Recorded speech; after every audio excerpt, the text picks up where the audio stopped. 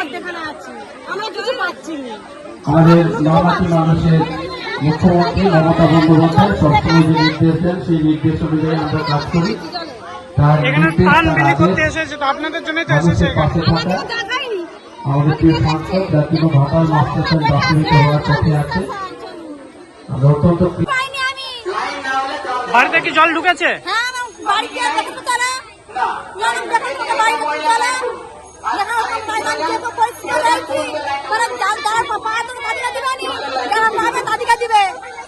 দেব বলে তো সবাইকে সবার পাশে আছে।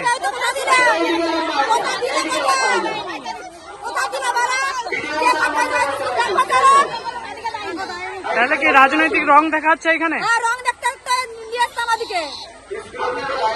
এটা কোন জায়গা? চলো